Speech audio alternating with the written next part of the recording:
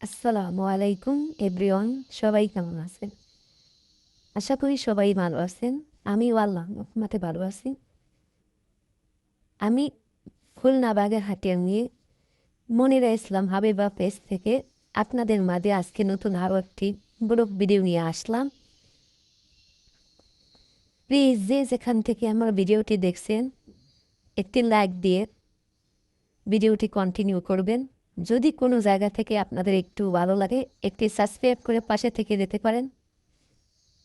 আজকে আপনাদের মাঝে ভিডিওটি নিয়ে আসলাম একটা কেক বানাবো, সেজন্য নতুন এয়ার ফ্রায়ার কিনেছিলাম। সেটা তো আপনাদেরকে সবাইকেই দেখিয়েছিলাম। তাই ওটাতে দেখব কেক কেমন হয়, কীরকম হয়। কখনো এয়ার ফ্রায়ে কেক বানাইনি, আজকে প্রথম কেক বানাবো। দেখব কীরকম হয়। তাই আপনাদেরকে সাথে নিয়েই শুরু করলাম। কেকের মধ্যে প্রথমে 2টা ডিম দিয়ে দিয়েছিলাম, তারপরে গুঁড়ো দুধ দিয়েছিলাম 1 কাপ, 1 কাপ সয়াবিন তেল, তারপরে লিকুইড দুধ, ময়দা, যা যা লাগে সব কিছু দিয়েই ভালো করে ব্লেন্ড করে তারপর এয়ার ফ্রাইয়ে দিয়েছিলাম। এয়ার ফ্রাইয়ে দেখলাম যে না, মোটামুটি কেকটা সুন্দর ভালোই হয়েছে, কালারও সুন্দর এসেছে, খেতেও মাসাল্লাহ মজাই হয়েছিল। কারণ আমি তো বেশিরভাগই দুধ দিয়েই বানিয়েছিলাম, 1 ফোঁটা পানিও দেয়নি। পুরোটাই আপনাদের সাথে শেয়ার করেছি।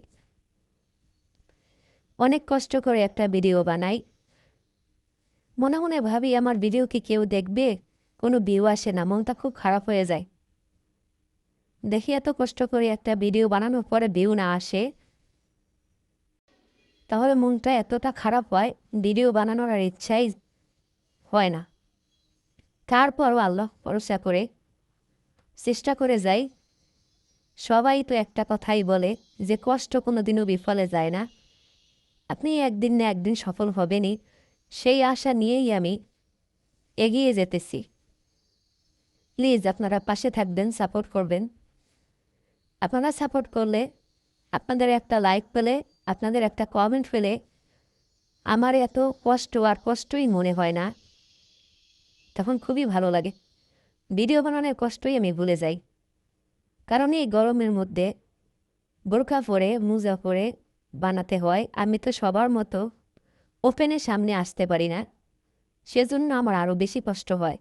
আর আপনারা তো সবাই জানেন আমার অনেক সমস্যা আছে, তা নিয়েও করি। আমিও চাই সবার মতো কিছু নিয়ে আগাতে। বাচ্চারা যেহেতু বাসায় এসেছে, ওরাও আমার কাজে হেল্প করে টুকটাক সবাই। কারণ দেখে আমার শরীরের অবস্থা তেমন একটা বেশি ভালো যায় না, একটু বেশি কাজ করলেই শরীর অসুস্থ হয়ে যায়।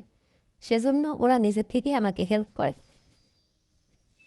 এত কষ্ট নিয়ে, এত ধৈর্য নিয়েও একটা ভিডিও যখন বানাই, তখন রেসপন্স না পেলে অনেকটাই কষ্ট লাগে। তারপরও এই আশা নিয়ে এগিয়ে যাচ্ছি যে একদিন না একদিন অবশ্যই সফল হতে পারি কিনা দেখি, আল্লাহ যদি চান। এই আশা নিয়েই আপনাদের মাঝে সব কিছুই শেয়ার করি। আমার রিয়েলিটি যেটা আছে সেটাই, আমি কোনো কিছুই লুকাই না, কোনো কিছুই গোপন করি না। আজকে